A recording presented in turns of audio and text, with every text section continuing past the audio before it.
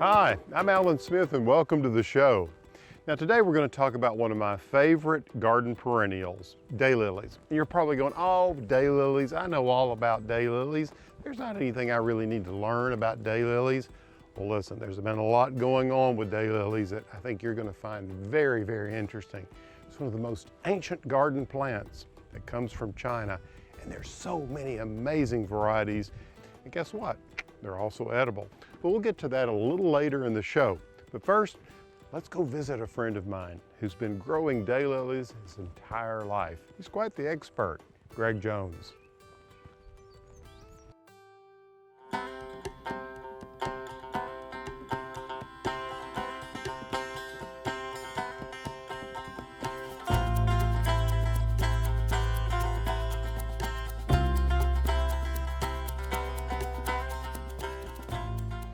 Greg, of all the perennials out there, the daylily has to be the easiest to grow. It is. It's virtually indestructible. I know it. You know, for first-time gardeners, they say, what should I plant in the way of perennial? I say, daylilies. You can't mess them up. They're foolproof. Yeah. And there's so many different varieties, and we've just picked some here out of the field. Share with us some of the varieties and some of your favorites. Well, some of these varieties we picked this morning, this is Bama Bound, and this is basically your traditional single flowering daylily. It'll bloom mid-season. It'll get about 28 inches tall. Boy, that is beautiful. It is, and we look at bloom season. We'll see that they'll grow early, mid-season, and late, Right. and then we'll see height, and then we'll look at the color. But there's also types of blooms. Yeah, the shape of the flower itself, like these, I'm holding spiders. This is the spider types. This one is what, red suspenders? Red suspenders. Yeah. Yeah. Wichita cyber spider. Those are two varieties that are in bloom right now, and those will grow about 36 inches tall. Yeah, beautiful. They're great for the back of the border. Yeah, right. And they move with the wind, so they're good with grasses as well. Yes. Yeah, excellent. So if you're looking for combinations, what are some of the other categories that people ought to consider? Well, as we look at these, this is another which is a traditional, but this is a heavy-eyed variety. And this is a variety called Fooled Me. It's a stout metal winter. It's very well known. And this is one we like to plant just for the coloration, but it's your traditional style. Another intense color on that one. Yeah. Right. And then here we have another variety called Inwood. And this is another traditional, but you'll see the heavy rim, the edging on it. That pie crust edge. Which just pops because it adds two dimension. If you look at this, you'll actually see that there's a yellow edge outside, the purple edge outside. So that does really enhance the dimension, doesn't it? It does. Yeah. It does. And it's something to enjoy more in the garden. Right. It's beautiful. Then what we have is a varieties called double varieties. Gosh, I'm crazy about these. Look at that. Some people refer to them as the peony type. Yeah. And often they'll be used in the back of the landscape. And we have one called Red Delicious here and Unlock the Stars. These will normally be a much bigger bloom. They'll be about a 6 to 8 inch bloom, but these are just first year blooms. Yeah. The longer they stay in your garden, the bigger they get. Right. Yeah. Right. This one is one that we use quite a bit. It's called Rosy Returns. And we like these because they're extended bloomers. I believe this has 3 or 4 bloom cycles. They're 12 to 18 inches tall. So for the small garden owner, that's a great plant, or somebody wants to grow them in containers. Yeah, you can grow them in pots in your back patio. Just make sure they have good moisture and they'll just keep blooming for you. Yeah, that's beautiful. I love the color on Rosy Returns. It's a fantastic plant. You have a favorite of these? Well, I really like a variety called Happy Returns. It's a short, yellow, long bloomer. Oh, yeah, I grew that one. It's a great one. It's a great plant. Yeah. And then we also have Going Bananas, which will actually have more bloom cycles. That's another one that's a yellow banana color. Yeah, we grow over 1,800 different varieties right here on this farm. That's amazing. Well, there are a lot of good reasons to have daylilies in your garden. You can't lose with them.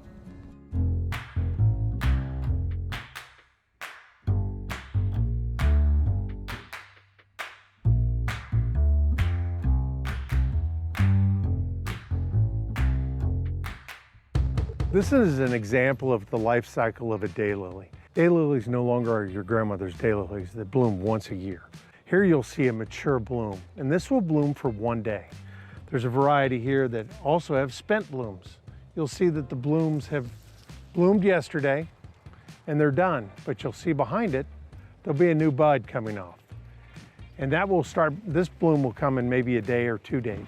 So on a traditional scape, you'll have as many as 5 or 6 blooms, providing for the next 3 or 4 days, even a week. Now we've developed more blooms that will actually have as many as 5 bloom cycles a year.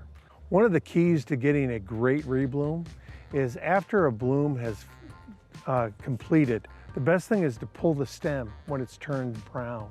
Immediately after you pull the stem, it's great to apply fertilizer. We put about a handful of fertilizer around each plant, around the drip line, and make sure it has adequate moisture so that it has the nutrients to push forth another bloom.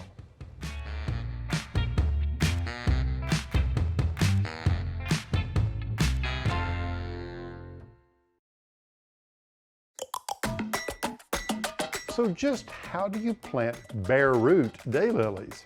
I'll show you how when we return.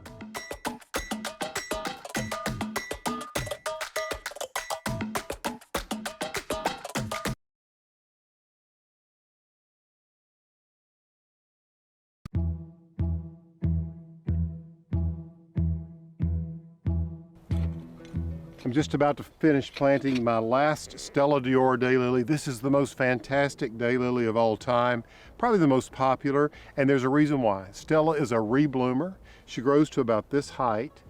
Easiest daylily you'll ever grow, and they come in bare root like this, and you can plant one in just seconds. I just dig a hole like this, spread out the roots, and these nice big clumps. Just pull the soil up around the base of them. And all of these fans will then emerge, and each one of them will have a scape, and at the end of that scape will have clusters of buds, and those will open to blooms. Hence the name daylily, because one bloom will open each day. And Stella will bloom throughout the late spring, summer, and into the early fall. Okay, Stella, you grow.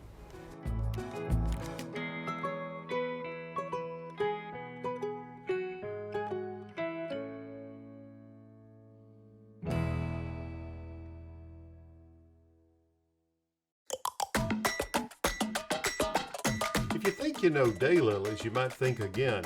They come in every possible height, size, and color.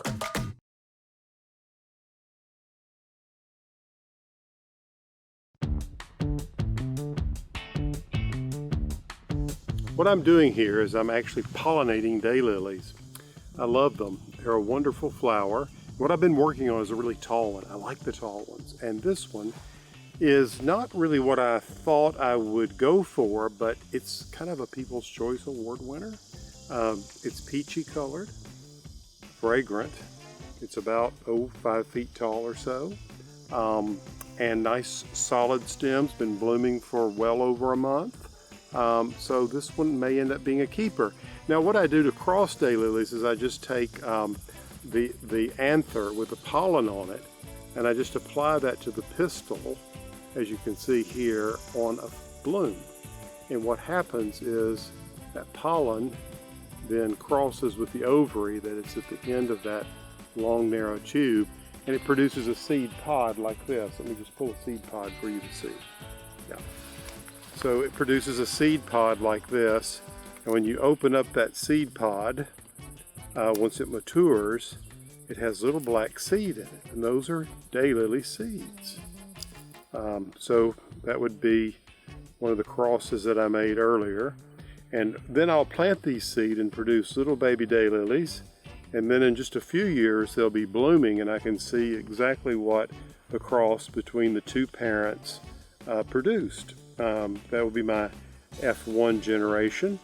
And if we get a winner, like everybody seems to like this one, then it may be one we'll continue to produce. But if you love daylilies as much as I do, you'll have them in all parts of your garden. Another aspect of this one that I like, speaking of all parts of the garden, is that it blooms late. So it's nice to have them blooming in August. And the other thing about them that I love is that daylilies are edible, delicious in salads or for garnishing a summer table. If you're not growing daylilies, you're missing out. Ooh, you're beautiful and delicious.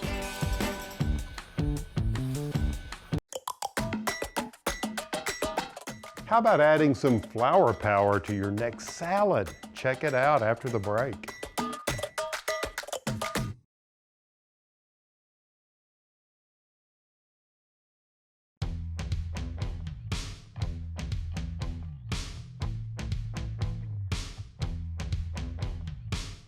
Look at this gorgeous daylily. This one's called Alabama Jubilee. It looks good enough to eat, doesn't it? Well, actually you can eat daylilies. Most parts of the daylily, well, they're edible.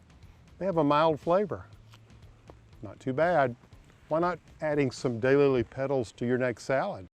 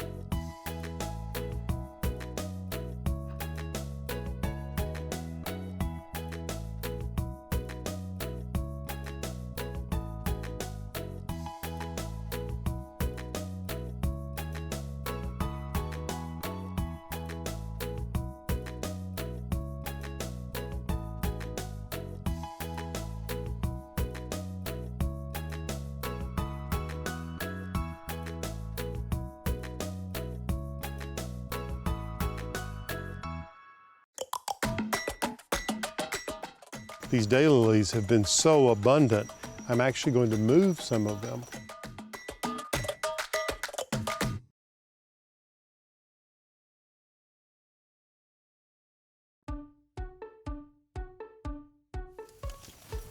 Who doesn't love perennials? You know, those plants that come back year after year in your garden. Well, I love them. But sometimes it's time to move them around, or maybe you want to add some. A lot of people don't think about the fall as being a great time to do this, but it actually is. Late summer and early fall is ideal for planting and transplanting most perennials.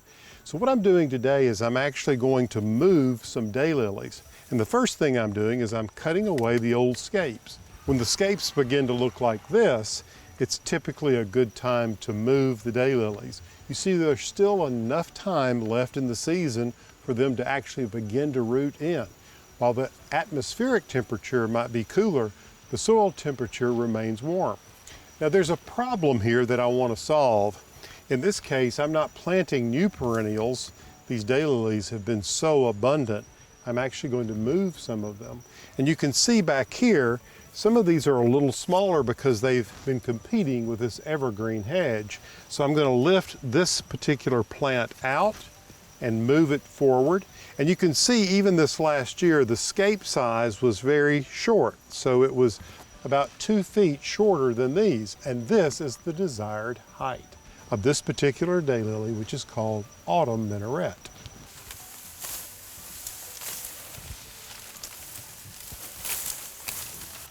So as you can see, it didn't take long with my handy cut-all knife to take out all of these scapes. And by the way, a scape is a long stem on a daylily from which the buds and flowers bloom. All right, now with that done, I'm ready to lift some of these daylilies, take the clumps and move them forward here where they get more sun, and by next year they'll be explosive with bloom. So as you can see, this plant is much smaller than the others. It's because it didn't get as much sunlight. So I'm just pulling my round pointed shovel about 5 to 6 inches away from the clump. And I'm just digging a circle around this clump of daylilies. There we go. Now that we've moved the clump of daylilies out of the shadows of that big evergreen, I can see that I actually have about, well, 1, 2, 3, 4, 5, 6, 7 fans of daylilies here. So rather than planting this entire clump, of which I could, I can divide it where I'll have 3 fans and 3 fans, so that'll give me 2 places to position another clump of daylilies. So by using my handy knife, I'm just going to go through here and split this clump like that. And so what I have here is some green foliage, which is important. This time of year, if it's getting a little floppy, you can just take the knife and cut a little bit of that back. So that tidies it up just a little bit. But you can see I've got plenty of fleshy roots. So this is an ideal clump to replant in the garden.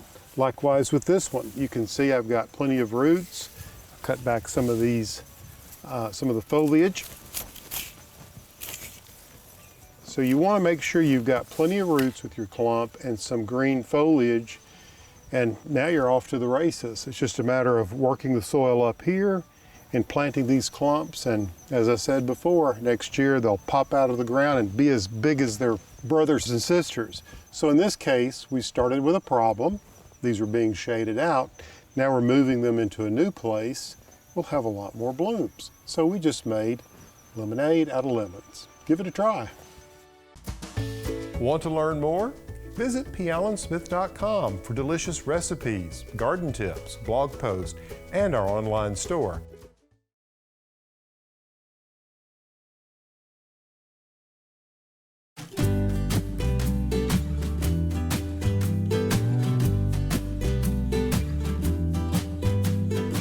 Well, that's all the time we have for today's show. I hope you've enjoyed it as much as I have. And I hope you've picked up a few tips on daylilies. You can see why they're one of my favorite garden perennials. They play well with others, meaning they're great with annuals, shrubs, other perennials.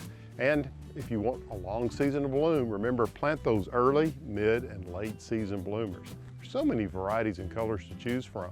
Until next time, I'm Alan Smith. Boy, you are beautiful. Look at that. Gorgeous.